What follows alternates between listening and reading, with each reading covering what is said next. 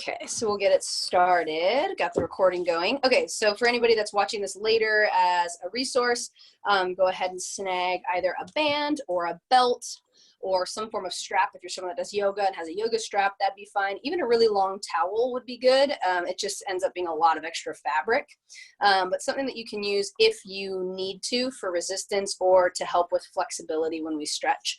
Today we're going to focus on quads, kind of, calves a little bit, hamstrings, hip girdle, that type of stuff, with more like active and passive alternating stretches. So some stuff you've probably done quite a bit of. It's just going to be things that are ways to add resistance, to add a little bit of lengthening to the muscle. And something else you could look up that might not have anything to do with my specific stretches I do, which I explain to those that are on the video right now, but I'll explain it for this too, would be crack type stretching, which is CRAC. So it's contract, relax, antagonist, contract. We're going to do different types of that, but it's more that if you wanted to look into it for yourself outside of what we're going through specifically, because we're kind of doing it on our own little flow with me today. But if you ever want to look up more about some of those for a certain muscle group, you might take a look online at CRAC style stretches. Okay, so Catherine's back too, which is great. We got Catherine and Neil on with me today. They're going to help me out. And we're going to start out with using our straps just to get a little bit of heat going through the quads. So we're going to start with quad stuff before we drop into our big stretch. Okay, you lose privileges. You got to go outside. Go, go. Go, go. I had a feeling once I started talking more, she'd be like, I need to be up and in the business. Okay, so what we're going to do is we're just going to go couple options. You can go face down and reach behind you to grab your quad, grab your foot really, and stretch through the quad. But you're going to be adding resistance against it. So if trying to do that based on your flexibility doesn't provide a very strong grip, it kind of defeats the purpose. This is where having something like this could be really helpful. I'm going to move that there. Hopefully you guys can kind of see what we're doing. I'll go this way. So you're going to lay down. I always start, because I know I'm not flexible enough to reach behind me and grab my quad, I always start with it kind of around the top of my foot or ankle. And then I go face down. And then this way, because of my lack of mobility, I can just walk myself up the band, but I'm in a nice relaxed position everywhere else. So I can really let myself sink in to the stretch. And then what I'm going to do is I'm actually going to first make sure that I'm really letting it relax and that the band is winning. It's really pulling me into this stretch. My knee isn't coming off trying to compensate. I'm letting it be all about the quad. Okay, it doesn't need to be about the hip flexor. Some of you it might be, right? Some of you might only be able to be here. Like I said, some of you might be able to reach back with a hand and do it. My big issue with it, because of my shoulder history, is when I want to try and add resistance, while it'll work, it does take a bit of a toll or fatigue on my shoulder. So I like having a band that gives me a little bit more stretch and feedback. But again, some of you might be able to just reach behind and add that resistance. So what we're going to do is pull and really let yourself relax into it. We've been doing it for probably about 30 seconds now at least. And then once you can really relax, you're not going to let the band or the belt move at all, and you're going to try and contract your quad like you're trying to kick your leg forward and meet that resistance and then hold. Okay, so you want to make sure that this isn't so far up your toe that it's going to slip off and come snappy in the back, but kind of around the top of your foot, ankle area would work just fine. If you have it too low on your calf, it's going to, or your shin, it's going to slide down and you won't get as much resistance. So letting yourself really push against it. It should start to feel like, mine's starting to feel like it's shaking a little bit. And here's the cat. Oh, go on, Walter. And then go ahead and slowly relax it. And then you're really going to have to think about letting it relax towards your glutes. And then I want you to actually contract your hamstring like you're trying to kick yourself in the butt. So now, from that position, you're almost trying to kick yourself in the butt / almost like pull against the band. Okay, some of you might experience almost like a cramping in your hamstring.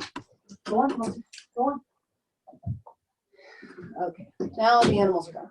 Some of you might feel a bit of a cramping in the hamstring, but you should be trying to put your push your foot up towards heel to butt. Then go ahead and push back against, like you're trying to kick the leg out again, right? So you're creating that resistance on purpose. And again, you can use your arm if you want.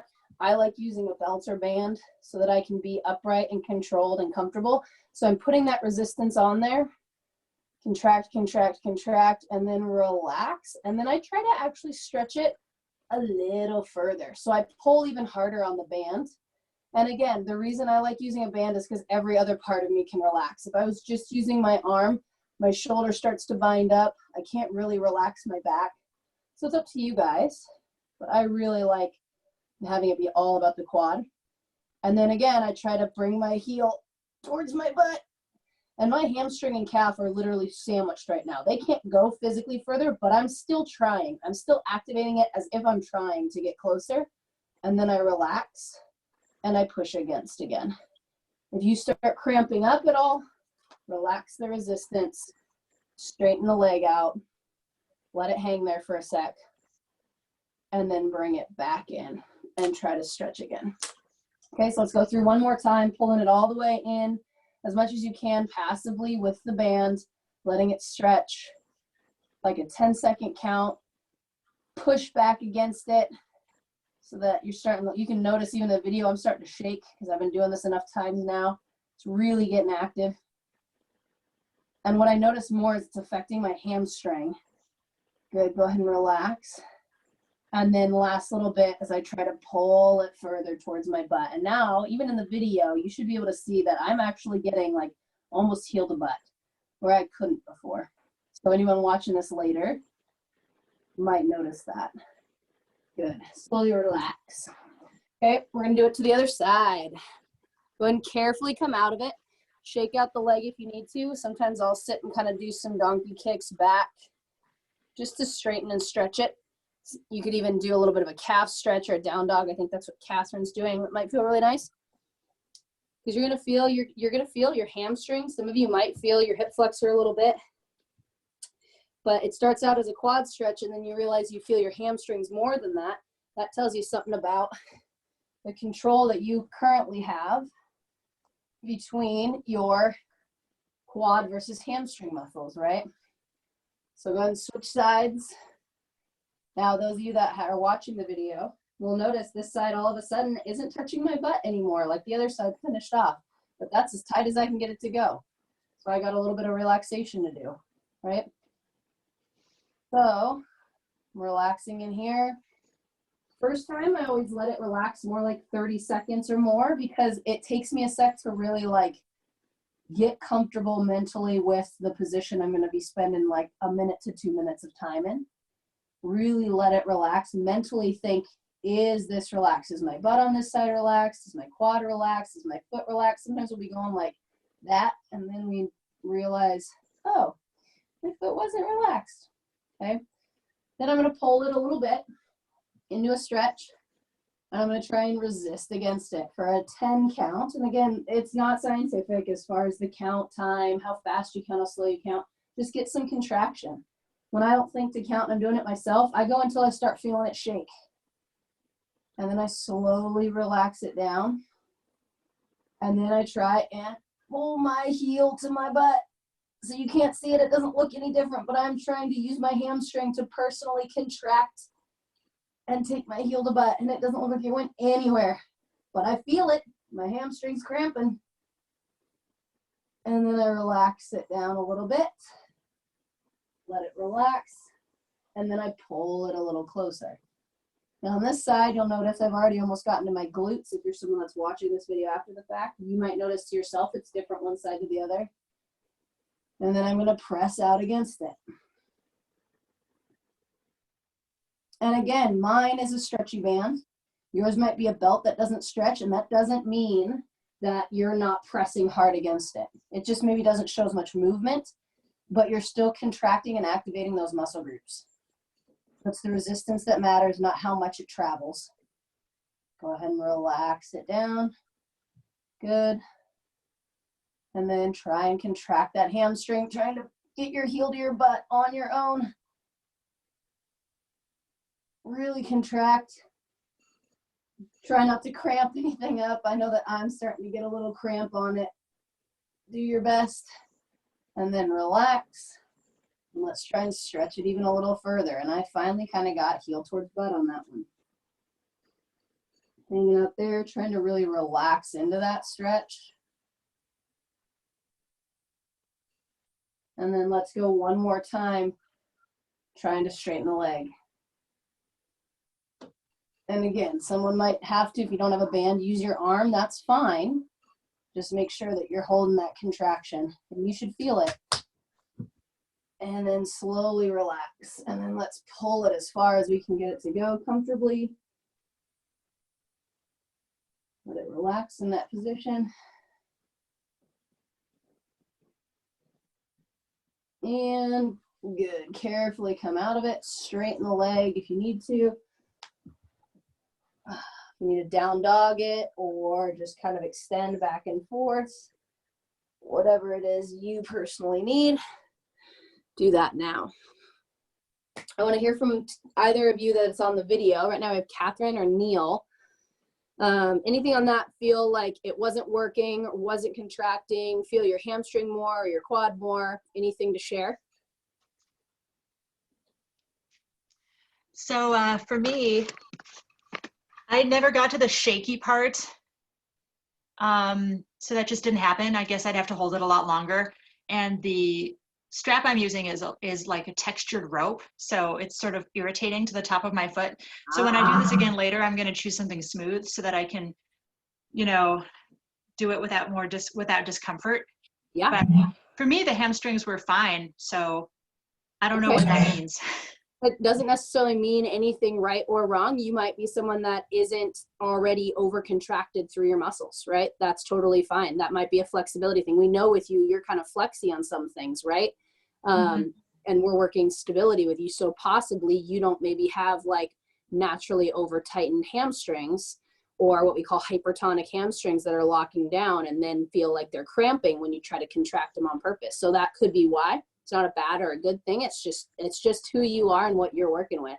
The other thing, the stretch is going to be more likely to happen, one, with either a longer hold or the shake, excuse me, or if you have something that has a little bit more resistance both directions, like a band or something stretchy, is more likely to create a shake because you're against something that's actually stretching and adding resistance as you stretch it versus just a static resistance of you holding a rope.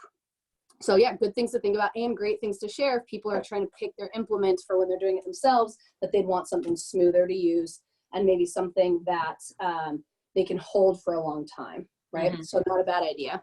How about you, Neil?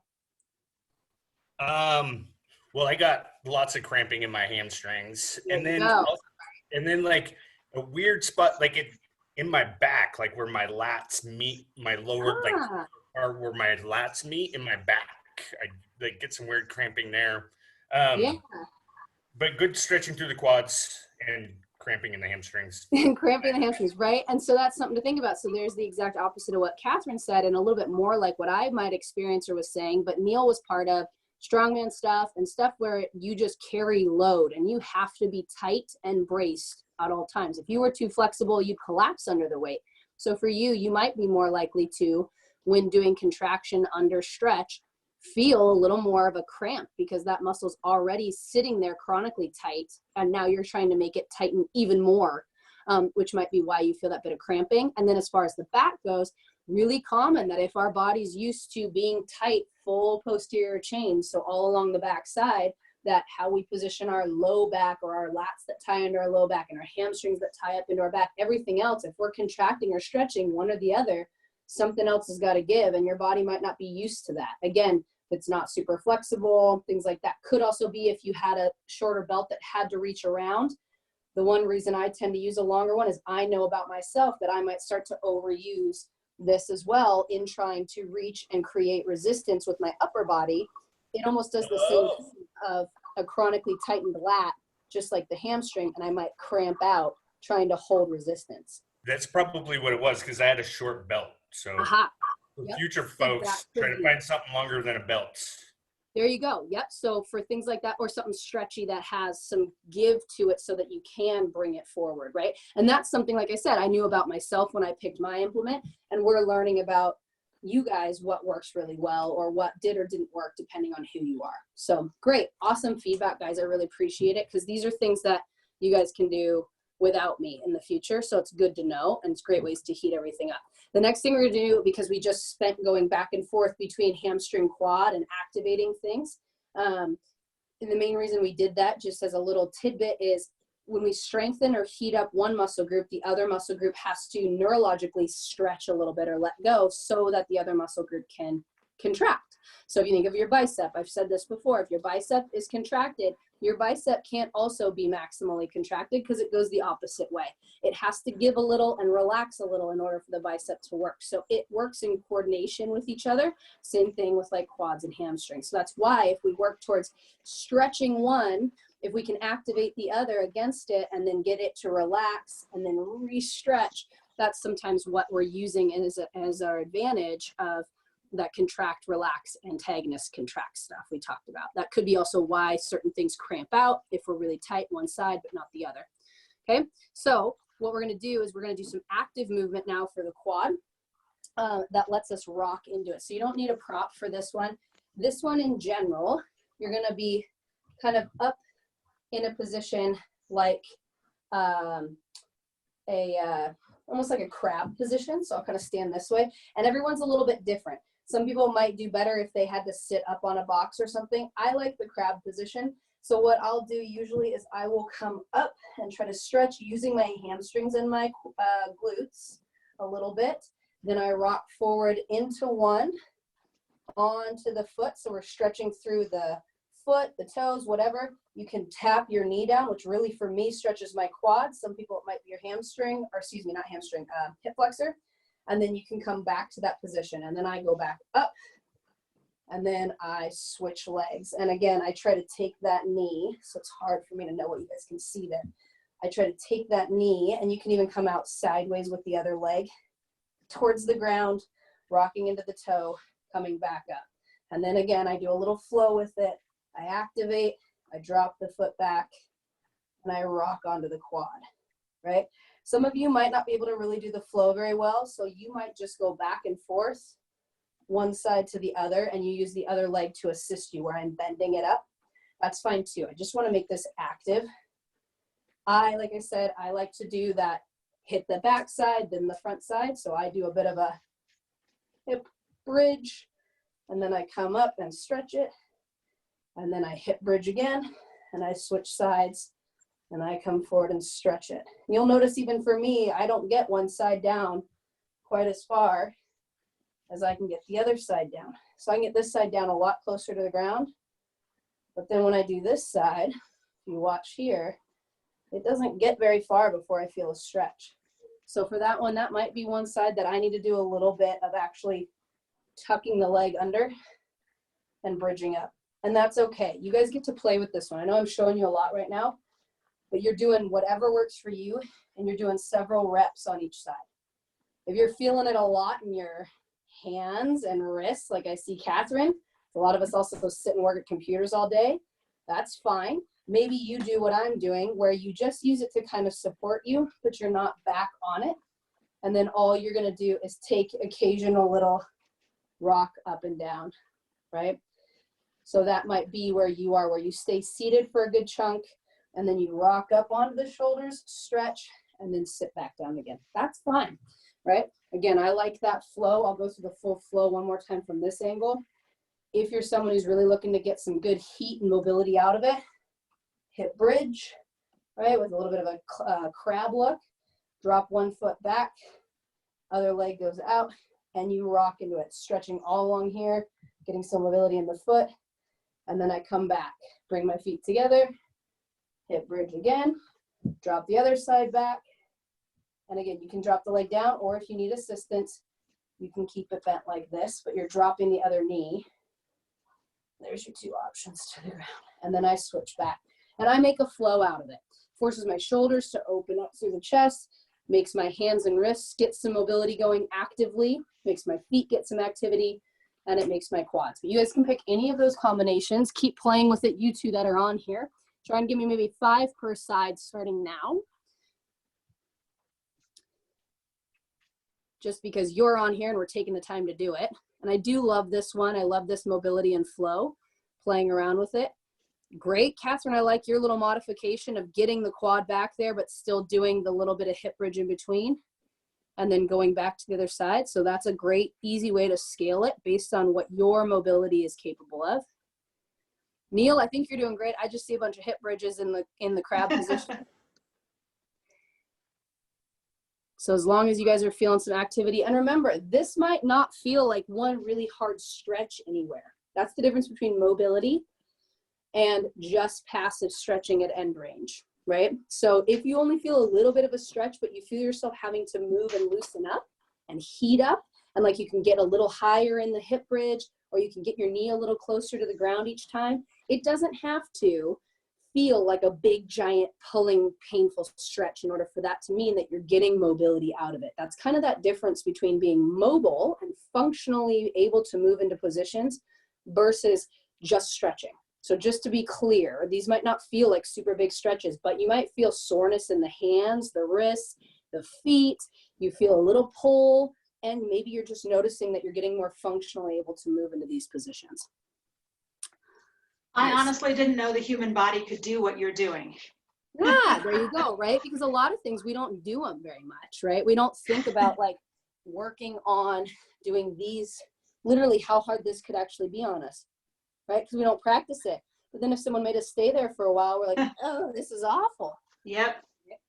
So those are little things to make us more functionally able to move and grow.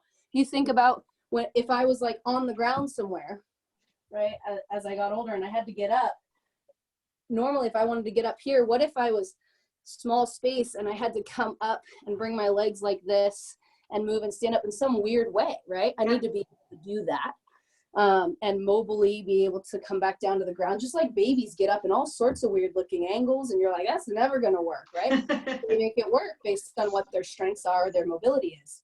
That's one thing I want to, that's why I'm doing this, is because as I'm getting older, I'm now middle-aged, you know, firmly in middle age, and I don't want to turn into one of those old people who can't move. Yeah, and that's so really awesome things to use for that would be, one, you're already doing CrossFit, which will help you a ton as far as keeping strength up and bone density. But the shin boxes we've done before, right, where we come up and move, those types are really great things to practice. So keep those in your repertoire. And this one that we just did, right, as far as being able to move and bend in funky ways, are really great ways to, not so far that you torque your knee or anything, but they're a great way to force hips, especially like Neil, for people like you and me with being super tight from doing more powerlifting, strongman type stuff, where we're just meant to just carry heavy load. It helps so that we can at least move and feel supple in certain joint positions if we needed to functionally be able to like crawl or get up off the ground. If we didn't have hand holds or something as we're older, those are great ways. And a lot of what we lose first is hip stuff because we sit now in our society a whole lot. So those are great things to play around with. They also end up helping with delaying back pain. You know, if our hips move well and our legs support us well, we don't need to rely so much on our back doing all the work all the time, and it doesn't get torqued on as much. So it's good ways to just stay a little bit more fluid, right? So there's that one. I have one more we're doing today that's going to be hits a little bit of active hamstring along with hip opening and rotation that I really like. Again, none of these will necessarily feel like a huge big stretch to anyone, but you might be able to feel some tension, and then you might feel that over time you're able to open up a little more through it. So this one, I'll have to see which angle works best for you guys to see. I think that works fine. Okay, so what we're going to do with this one, and it's probably going to look silly with that I have shorts on. They have lining, don't worry. But with this one, we've done these things before where we do a single leg kind of hip hinge or single leg deadlift, right? Well, what we're going to do is, if you need to have somewhere that you can kind of hold on to, like a countertop or just next to a wall even, is what I'm going to use, so that you're not worried so much about the stability and balance that you can't accomplish the mobility part of the move. But what you're going to do is you're going to kind of go into that position, right? And then you're going to open the hip. So not in the way we would do it if we had a weight. I wouldn't want people to go down like that, but this is more for hip mobility and some stretching through the hamstrings. So I'll go into that position, and when I try to open up, now as I open up, I don't let my knee drift in with it. So hopefully you guys can see this if you watch the video later. I don't want the knee to drift in with it. I'm gonna try to really keep that knee straight, open the hip, and then I return, I close the hip back down, and I stand back up.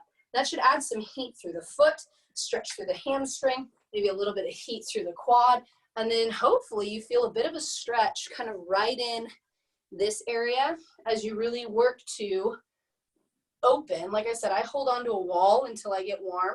You might just always hold onto a wall or a cabinet. Okay, so what it would look like from the other side, right, is I have a nice braced, balanced position. I'm hinging, so I can feel a stretch right here because I'm feeling that from my bike rides right now. Some of you might feel it from Chad. Okay, I'm opening it up. So this leg can be straight or bent. Doesn't really matter for this because we're not doing it based on controlling weight. We're doing it on mobilizing this hip and this hamstring. So again, going down, I open up. I push that knee out, really drive it out. My foot's still fully in contact with the ground, making sure I don't twist and drift in like that. And then I come back to neutral and stand back up. Okay, so facing forward, we'll see if I can do it without holding anything on carpet, wishful thinking possibly. I go down, right? Down like that. I open my hip, and I only go as far as I feel that stretching can stay good. Right? I don't want my knee to drift with me. I want it to stay torqued open. My hip is open. I close back to the neutral and I come back up. Other side. Keep playing with this, guys. You can hold or open as much as you want, as many rounds as you want. I come down. I open. I close. You could even stay down. Your back can tolerate it, which hopefully you're bracing a bit, and open. Again, trying to keep my knee from drifting too far in, and back down, and then open. Whew, and I can feel it heating up. So let's do 3 more on each side for those of you watching. And this is something you guys can play with before doing like lunges in the future, step ups, squats. It really forces some heat through. Opening it up. Good. Neil, I want you to hold on to something so you can hinge further. Go near something and hinge like almost to a 90 degrees because I want you to really have to activate. Yep, and you don't have, doesn't have to hold all your weight. It just helps for balance. Yeah. Good. Yeah, there we go. I like that. Nice, Catherine. And then thinking about balancing, returning neutral, and then standing back up as you come up. And then play with the other side. So going down, open like you're opening up a clamshell, then closing it back down. Nice. You should have a slight bend in the front of that knee. Good. And then closing the hips back down, and then standing up out of it using your glutes. Yeah, very nice. So let's see, I think you guys have 1 or 2 more each side. I'm just gonna watch. People that are watching this later could take a peek and look at the different ways of holding stuff. They could just look and watch Gemma, Neil's dog. And I'm just taking a look to make sure if I have any pointers for you guys. And again, some of it's just part of the struggle, right? Fighting to do it right, quote unquote, or how it's designed is doing the mobility work. Like that. Harder. Yeah, so like as you do it, even if you get really good at it, it's just like with CrossFit, the better you get, then the further you can go, the faster you go, the longer you can hold, whatever. So it still stays just as hard for its own way. Yep. Own reason, right? And it just means that you're getting better and you're putting in the work to get practiced at that. So these ones aren't necessarily one of those, it has to be perfect, but if you know what the end objective is and you're working towards it, you're getting mobility work accomplished. Cool? Yeah. All right. Do you guys have any questions about today's stuff? I know that they were more like specific hold, contract, relax, antagonist moves and active stuff that you can use as big moves for big movers, hamstrings, quads, adductors, things like that. Do you guys have any questions? I don't. That was good stuff. Oh, Neil is muted. Thank you. I just unmuted. Thank you very much. No, that was fantastic. Yeah, they're just big ones. They get you heated, they get you warm, they get you feeling like you're having to work really hard at something, and it doesn't just feel like you're painfully holding a stretch. So hopefully that works well for you guys for things you do in the future. I'm gonna let you go. Enjoy the rest of your sunny day. It was great to see you guys and checking in. Hopefully people in the future get to benefit from you guys being on here too, because I know that it helps to see peers doing the work as well. So thank you for being on today. All right, guys, we'll see you sometime later this week. Hey, Austin, can I chat with you after the recording is done? Absolutely. I'm going to stop it right now. Cool.